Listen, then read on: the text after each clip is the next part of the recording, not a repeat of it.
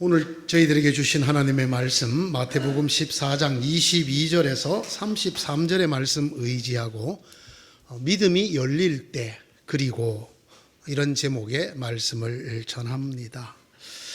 혹시 여러분 중에 첫사랑이 없었던 분이 계십니까? 없으리라고 생각을 합니다. 누구나 첫사랑이 있었겠지요.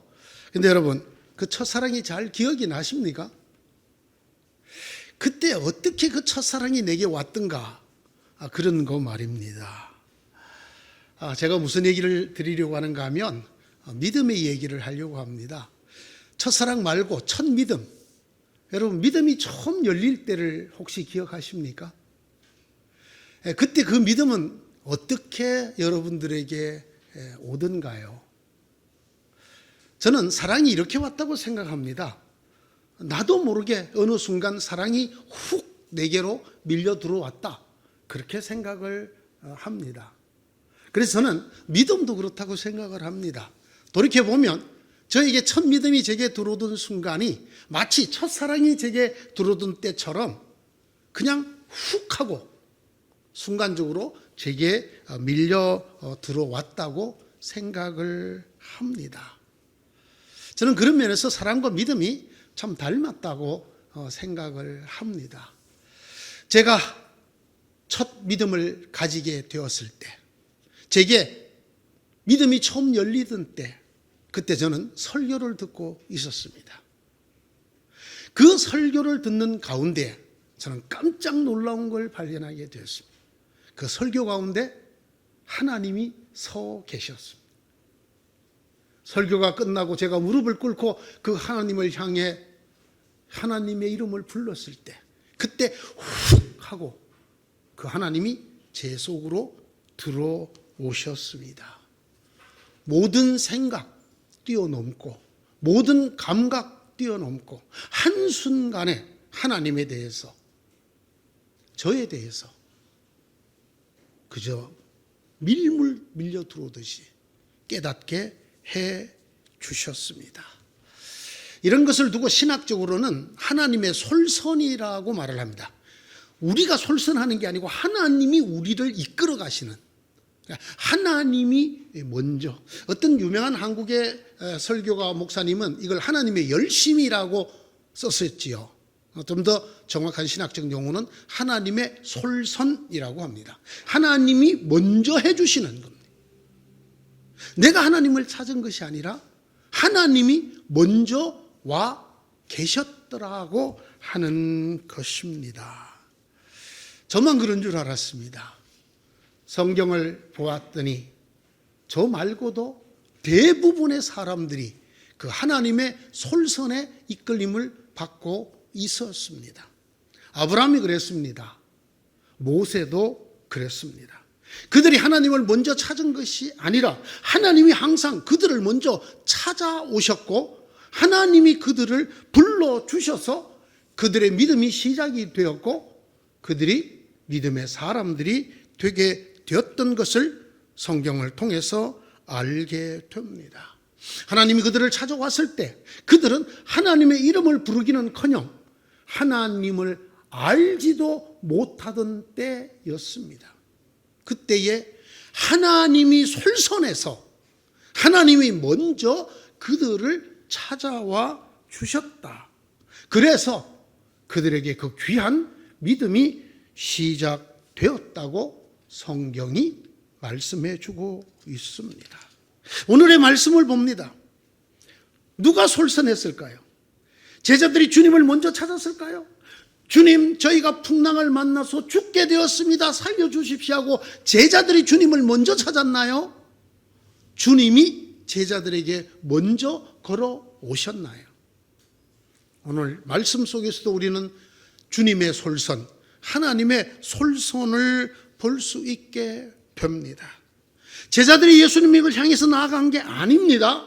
자기들이 처해진 이 일의 골몰에서 죽기 살기로 이 풍랑을 헤쳐나가느라고 주님 까마득히 잊어버렸을지도 모릅니다.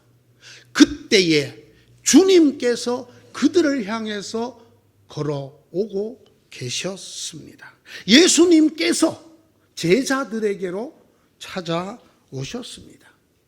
그리고 그 제자 중 하나가 그 주님을 향하여 반응하였을 때 그의 믿음이 시작되었습니다. 주님이시면 나더러 물 위를 걸어서 주님께로 오라고 명령하십시오. 이것이 대단히 중요합니다.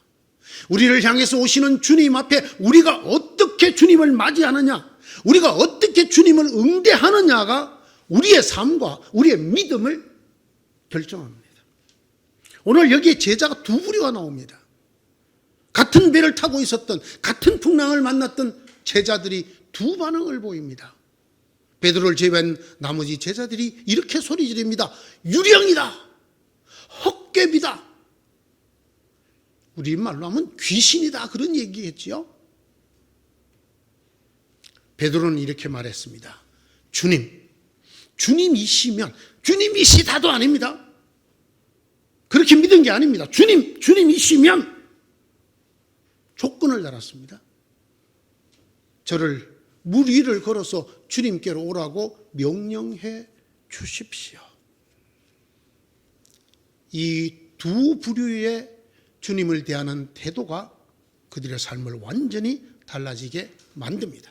베드로는 주님이시면 하고 주님 앞에 나를 물 위로 걸어서 주님께로 오라고 명령해 달라고 요청한 그 베드로는 그의 요청대로 물 위를 걸었습니다. 여러분, 이 물 위를 걸었다는 일은 주님과 같아졌다라는 이야기로도 우리가 읽을 수가 있습니다. 인간의 이성과 합리, 현상과 이치를 넘어선 주님과 같은 자리에 서 있었다라는 말입니다. 이것이 주님의 세계고 믿음의 세계였습니다. 풍랑치는 그냥 잔잔한 바다도 아니고 큰 바람이 일어서 풍랑이 치고 있는 그 바다 위를 주님처럼 서게 되었다라는 것입니다. 유령이다 이렇게 소리치던 제자들은 더 큰 유령을 보게 되었습니다. 지금까지는 유령이 하나였는데, 물리를 걸어오던 주님 혼자였는데, 이제는 물리를 걷는 헛것이 두 개가 되었습니다. 베드로와 주님 두 사람이 물 위에 서 있습니다. 예수님을 향해서 인간의 이성과 합리, 현상계와 이치를 넘어서 오시는 부활의 주님을 향해서 유령이라고 말하는 사람은 더 큰 유령을 보게 될 것입니다. 더 많은 유령을 보게 될 것입니다. 오늘 성경이 우리에게 이렇게 전하고 있습니다.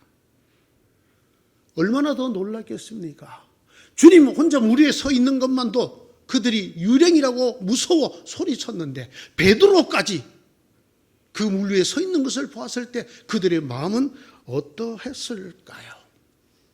사랑하는 성도 여러분, 지금도 우리 앞에 예수 그리스도가 서 계십니다. 우리가 하나님을 찾아야 될 때임에도 불구하고 찾지도 못할 때에 마치 풍랑 맞은 제자들처럼 간절히 주님을 찾고 소리쳐 불러야 될 그때에 오히려 그 주님을 부르던 일을 잊어버리고 자기 일에 골몰해 있었던 제자들처럼 우리가 하나님을 찾기도 전에 죽음과 부활의 물결을 디디고 예수 그리스도 우리 주님은 우리 앞에 서 계십니다. 우리 앞에 서 계신 주님은 우리에게 이것을 요구합니다. 너는 나를 누구라고 하느냐? 주님은 당신을 향한 우리의 반응을 요구하십니다. 우리도 많은 제자들처럼 그 주님을 유령이라 할 수 있습니다. 아니면 베드로처럼 주님이시면 우리를 명하여 우리도 주님처럼 죽음을 이기고 부활하는 모습으로 오라 하소서, 이렇게 말할 수도 있습니다. 여러분에게 주님은 어떤 분입니까? 바다 물결을 디디고 오실 뿐 아니라 죽음의 물결을 이기고 부활로 우리 앞에 서 계시는 그 예수님이 여러분에게는 누구십니까? 너는 나를 누구라고 하느냐? 주님은 여전히 유령이십니다. 아직도 주님은 제게 유령입니다. 믿을 수가 없습니다. 도무지 부활이네, 죽은 자가 살았네, 물결 위를 걸었네, 받아들일 수가 없습니다. 이것을 현실이라고 부르기에 주님, 제가 보는 주님은 헛개비 같습니다. 주님에 대한 이런 모든 이야기들은 괜한 소리, 괜한 짓거리 같아서 그저 쉽게 주님은 제게 여전히 유령이라고 밖에는 말할 수가 없습니다. 만일 주님이시라면 이런 의문도 들지 않습니다. 이런 고민도 하지 않습니다. 그냥 예수님의 이야기는, 죽음을 이기고 왔다고 하는 그 이야기는, 죽은 자를 살린다는 그 이야기는, 죽으면 살고 살아도 산다는 그 이야기는 그냥 헛 이야기로 생각합니다. 그런 이야기 때문에 고민할 여유가 없습니다. 그런 이야기 때문에 고민하고 정말 그럴까? 그럴 겨를이 없습니다. 주님은 여전히 제게 그런 의미에서 유령입니다. 존재한다고들 말을 하지만 실제로 제게는 현실이 아닌 그런 존재이십니다. 네, 그렇습니다, 여러분. 믿음의 사도 베드로도 주님을 보자마자 단번에 물속으로 뛰어든 게 아닙니다, 여러분. 왜 아니겠습니까? 어떤 인간이 그 풍랑치고 있는 새벽 바다에 주님이 보인다고 첨벙 뛰어들 수 있겠습니까? 베드로도 배를 붙들고 주님에게 묻듯이, 확인하듯이 소리쳤습니다. 주님, 주님이십니까? 주님이시라면 저를 명하여 물 위로 걸어오라고 한번 해 보십시오. 여러분, 이건 기도입니까? 테스트입니까? 질문입니까? 테스트입니까? 구별이 잘하는 겁니다. 이런 말 끝에 오너라 하시는 주님의 음성을 듣고서야 베드로도 그 출렁거리는 배를 넘어 물결치는 바다 위에 발을 내디디게 되었습니다. 그때 베드로가 알 수 있었을까요?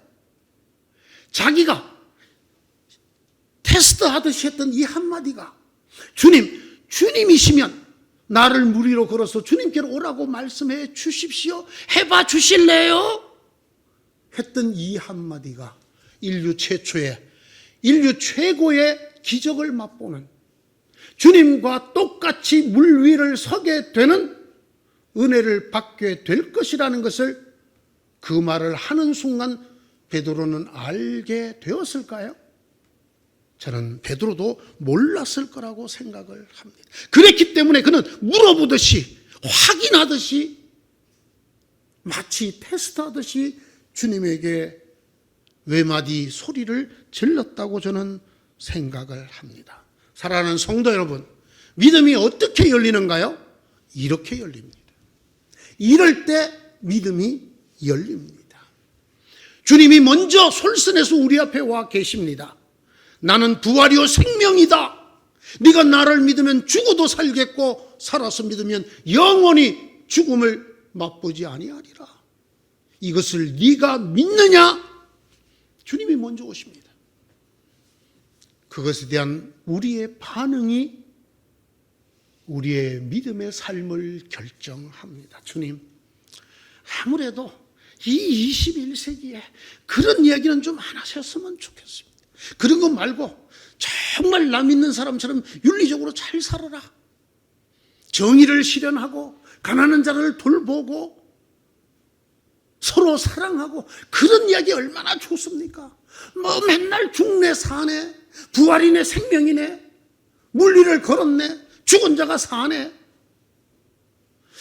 이런 이야기는 좀 그 사람에게는 믿음이 열리지 않습니다.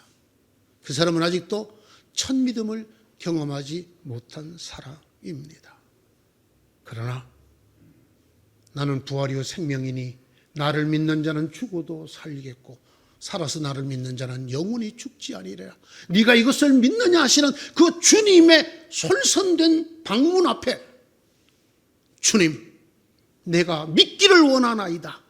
주님이시면 이것이 진리요, 이것이 현실이라는 것을 저로 깨닫게 해 주십시오. 이 의심의 바다를 걸어 주님께로 오라고 말씀해 주십시오 라고 하는 순간 우리의 믿음은 열리게 됩니다. 첫사랑이 마지막 사랑이신 분 계십니까? 그 첫사랑이 쭉 지금까지 이어져서 아마 죽음이 우리를 갈라놓기까지는 그 사랑밖에 없는 그런 행복하고 복된 분 계십니까? 저한테는 묻지 마십시오. 저희 집사님 지금 듣고 있기 때문에 제가 얘기를 할 수 없어요. 우리 사랑이 굴곡도 없고 흔들림도 없고 그리고 멈춰서거나 아픈 이별도 없이 죽음까지 지속된다면 얼마나 좋을까요?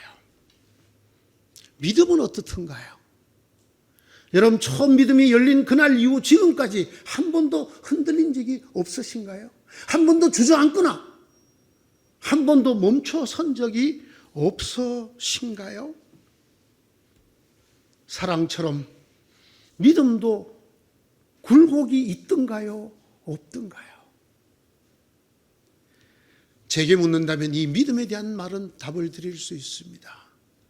믿음도 사랑처럼 굴곡이 있더군요. 가다가 돌아보기도 하고 가다가 멈춰서기도 하고 가다가 주저앉기도 하고 아픈 시간도 있더군요. 가다가 흔들리고 가다가 주저앉고 가다가 무너져 내리는 그런 넘어지고 깨어지고 주저앉는 굴곡들이 사랑에만 있는 것이 아니라 하나님을 믿는 믿음에도 있더군요. 오늘의 말씀도 저의 이 말에 동의하는 듯합니다. 물 위를 걷던 베드로가 주님의 오늘 하시는 그 말씀으로 믿음이 열리고 믿음으로 물 위를 주님처럼 걷던 베드로가 끝까지 주님에게 그대로 간 것이 아니랍니다. 어떻게 됐나요? 이 베드로가 물 위에 서 있던 베드로가 물 속으로 빠져들기 시작을 했습니다. 풍랑치던 새벽 바다 위를 걷던 믿음의 사도였습니다.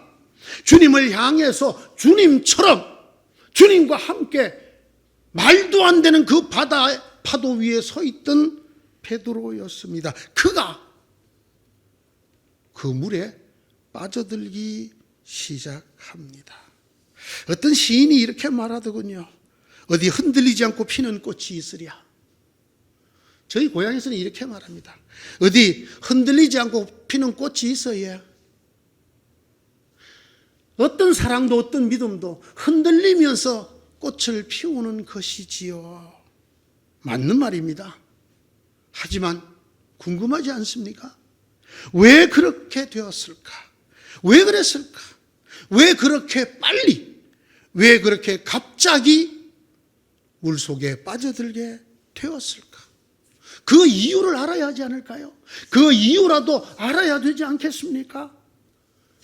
뜨겁던 사랑이 서로 부둥켜 앉으면 가슴이 데일저처럼 뜨겁던 그 사람이 왜 그렇게 찬바람이 불게 되었는지 다른 사람들이 얘기를 망정 그 이유를 알아둔다면 우리 사랑은, 우리 인생은 덜 흔들리지 않을까요? 성경은 베드로가 왜 그렇게 되었는가를 우리에게 밝히 말해주고 있습니다. 베드로는 거센 바람이 불어오는 것을 보고 무서움에 사로잡혀서 물에 빠져 들어가게 되었다. 30절의 말씀입니다. 주님을 보고 걷던 베드로였습니다. 그때도 바람이 불었습니다. 그런데 그때는 바람이 보이지 않았습니다. 주님이 보였습니다. 그래서 주님을 보고 걸었습니다. 그러던 베드로가 그 몇 발자국 사이에 바람이 보이기 시작합니다.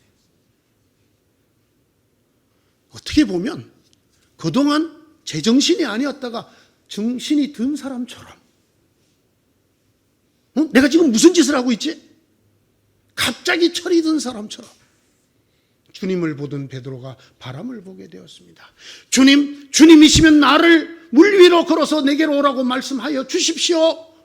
이렇게 말씀을 드리고 오너라 하는 그 주님의 음성밖에는 들리지 않고 그 음성을 따라 발을 내디뎠던 베드로의 귀에 주님의 소리가 아니라 바람 소리가 들립니다. 성경은 그리고 베드로는 물에 빠져들기 시작했다고 설명하고 있습니다. 주님은 이것을 다시 한번 설명해 주십니다.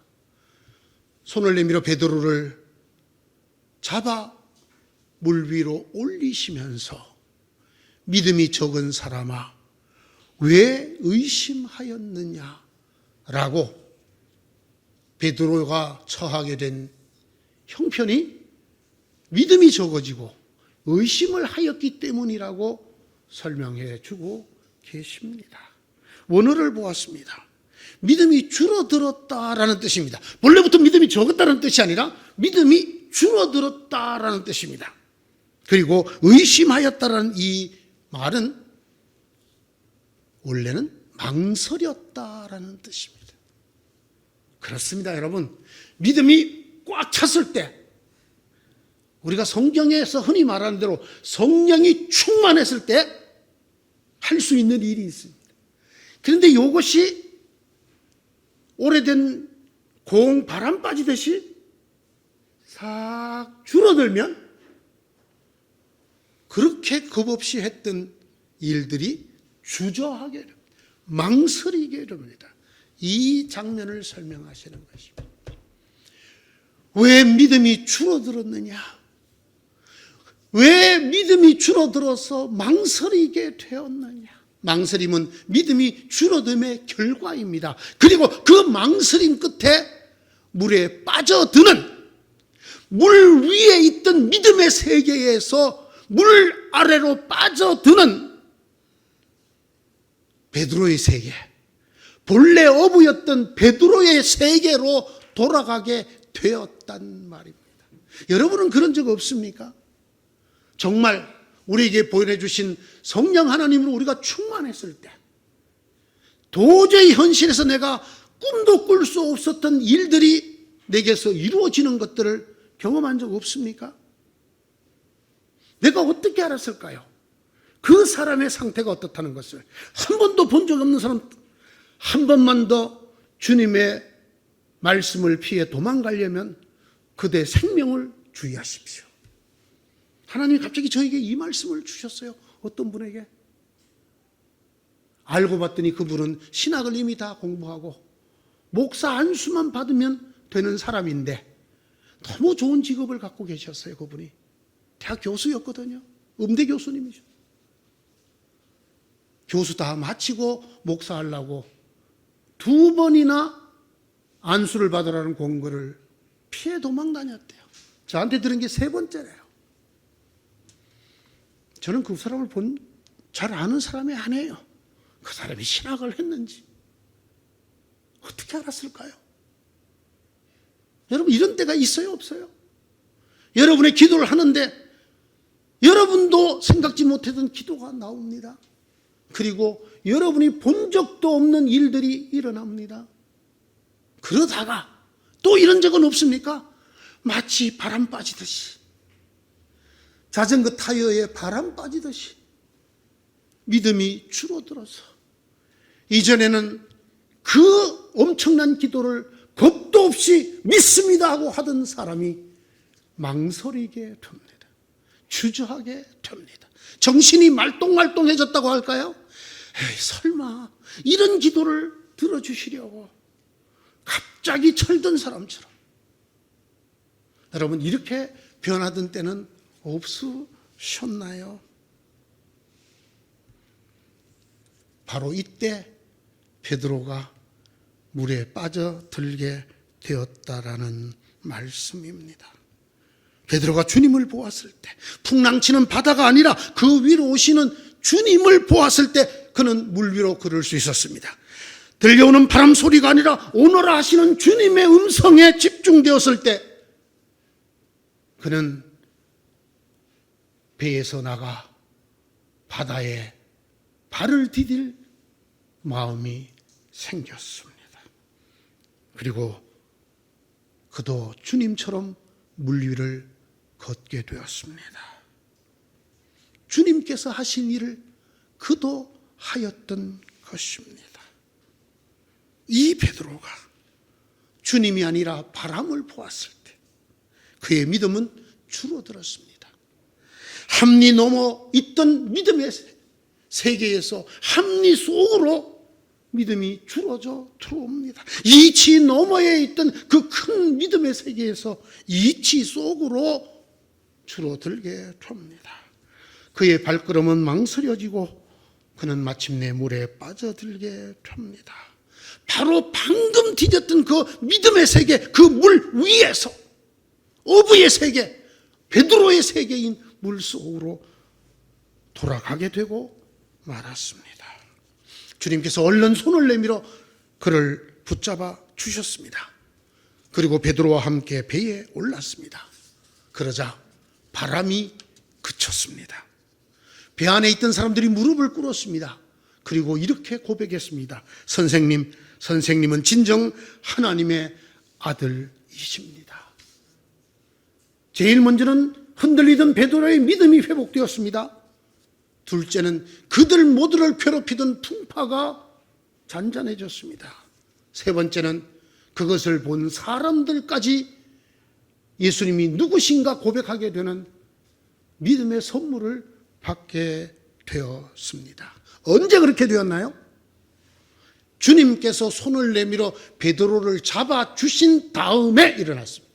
이것이 중요합니다. 오늘 저는 바로 이 말씀을 여러분에게 전하려고 합니다. 아무리 믿음이 든든한 사람도 사람입니다.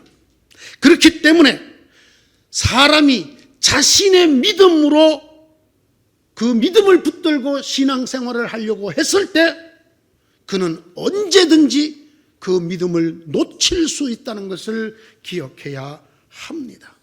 왜냐하면 믿음은 하나님의 선물인데 사람이 하나님의 선물을 쥐고 나가기 때문입니다. 보십시오. 주님께서 오너라 했을 때 베드로 믿음이 충만해졌습니다. 그 믿음 의지하고 뛰어내렸습니다. 걸었습니다. 그러나 그 믿음을 붙들고 계속 가다가 그는 물에 빠지게 되었습니다. 어떻게 되었나요? 주님, 저를 살려주십시오. 손을 내밀었습니다. 주님께서 그 손을 잡아주시자 그는 빠지던 물에서 다시 올라오게 되었고 배에 오르게 되었고 풍랑이 그쳤고 그 일로 통하여 다른 사람들조차 예수님 앞에 신앙을 고백하는 믿음이 열리게 되었습니다. 저는 여러분이 이런 사람이 되기를 바랍니다. 지금 믿음이 충만해서 바다 물결 같은 풍랑치는 새벽 바다 같은 이 현실을 디디고 갈 때조차 내가 믿음을 붙들지 않고 주님, 저를 붙들어 주십시오. 제가 이대로 건너는 몇 걸음이 못 가서 나는 물에 빠질 것입니다. 그러니 주님, 내가 주님 붙들고 있는 이 손 거꾸로 주님이 저를 잡아 주십시오. 이렇게 기도할 수 있는 사람, 이 사람이 진실로 복된 사람입니다. 기적의 한가운데 있습니다. 지금 믿음의 한가운데 충만합니다. 그럴 때 무릎을 꿇고 주님에게 이렇게 기도하는 사람, 주님, 제가 주님 붙들지 않게 하시고 주님이 저를 붙들어 주십시오. 우리는 일반적으로 믿음이 충만하다 할 때 우리의 두 손을 벌려 있는 힘을 다해 주님을 꽉 붙듭니다. 주님을 붙들고 우리는 신앙이 충만하다고 생각을 합니다. 그러나 여러분, 베드로나 저희나 어린아이나 똑같습니다. 아무리 어린아이가 아버지 손을 든든하게 잡아도 한순간에 그는 그 손을 놓습니다. 발밑에 조그마한 돌뿌리에 걸리기만 해도 그는 그렇게 꽉 잡았던 손을 탁 놓습니다. 그리고는 엎어집니다. 베드로도 그랬습니다. 우리는 안 그럴 것 같습니까? 우리가 키우던 애들만 그럴 것 같습니까? 아닙니다. 왜 우리의 신앙이 꽃을 피우다가 말다가 열매를 맺지 못할까요? 지금도 내가 믿음을 붙들고 내가 주님을 붙들고 나아가려고 하기 때문입니다.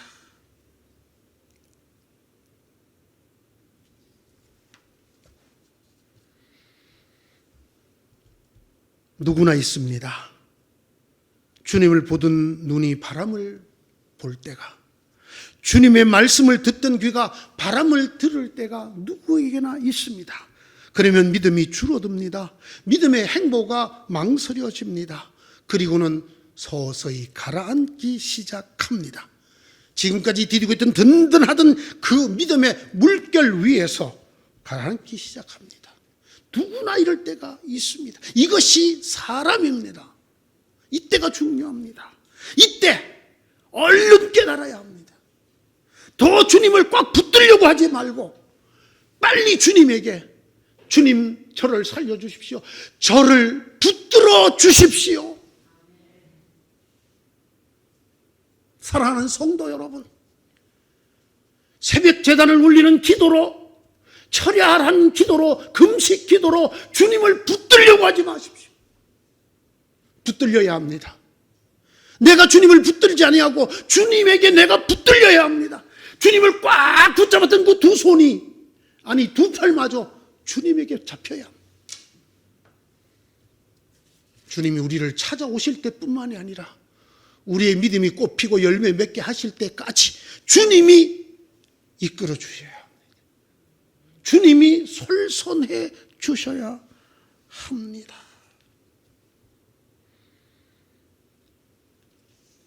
주님께서 베드로의 손을 잡고 물에서 끌어내어 배에 오르셨습니다. 그러자 잡아 먹을 듯이 불던 바람이 그쳤습니다. 그 모습을 보고 있던 다른 사람들조차 선생님은 진실로 하나님의 아들입니다, 무릎을 꿇게 되었습니다. 믿음의 열매는 이렇게 맺힙니다. 내가 주님 쥐고 있던 것이 전부였던 걸 알았던 그 믿음에서, 주님 제 손을 주님이 잡아 주십시오, 주님 앞으로 손을 내밀 때 우리의 믿음이 드디어 꽃피던 시절을 지나 열매를 맺기 시작합니다. 실패하던 믿음이 비로소 자라나기 시작합니다. 주님 저를 살려주십시오, 주님 저를 붙들어 주십시오. 자꾸만 제가 주님 붙들려고 하는 이 손 거두게 하시고 주님에게 손을 내밀어 붙잡히게 하여 주옵소서. 저는 이 기도가 듣고 싶습니다. 이렇게 손을 내미는 성도들의 손이 보고 싶습니다. 사랑하는 성도 여러분, 여러분은 이런 기도의 사람이 되기를 바랍니다.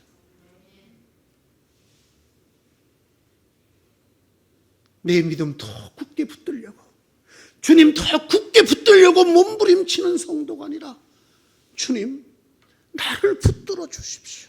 은혜의 한가운데, 기적의 한가운데, 능력의 한가운데서조차 이렇게 말할 수 있는 이 기도가 듣고 싶습니다. 이렇게 내미는 손이 보고 싶습니다. 그런 성도들로 모두 변하는 이 교회가 되는 모습을 진실로 보고 싶습니다. 사랑하는 성도 여러분, 우리의 가슴에 꼭 담아두어야 될 기도가 하나 있습니다. 여러분이 물결치는 바다 위를 걸을 때도 기적의 기적 한가운데도 하나님이 내려주시는 만나를 먹는 그 순간에도 잊지 말고 해야 될 기도입니다. 주님, 제가 주님 붙들지 않게 하시고 주님, 저를 붙들어 주시옵소서. 제가 주님 앞에 나간다 우쭐대지 않게 하시고 주님이 제게 오신다 말씀하여 주십시오. 이 신앙 끝날 때까지 주님, 나를 처음 찾아오셨던 것처럼 끝까지 솔선하여 주십시오. 주님, 저희를 붙들어 주십시오. 기도합시다. 주님, 붙들어 주십시오. 목사라고 제가 주님 붙드는 줄 알고 제가 주님의 말씀 붙든 줄 알고 살아가는 이 어리석은 인생에게 자비를 베풀어 주소서. 주님, 저희가 드릴 기도는 오직 주님, 저희를 붙들어 주옵소서. 저희가 주님께 드릴 것은 오직 찢어진 심령, 주님, 저희를 붙들어 주옵소서. 이 기도가 이 예배당에 꽉 차서 울려나가는 이 교회가 되게 하여 주소서. 우리 온 성도들이 되게 하여 주시옵소서. 예수님 이름으로 기도드리옵나이다. 아멘.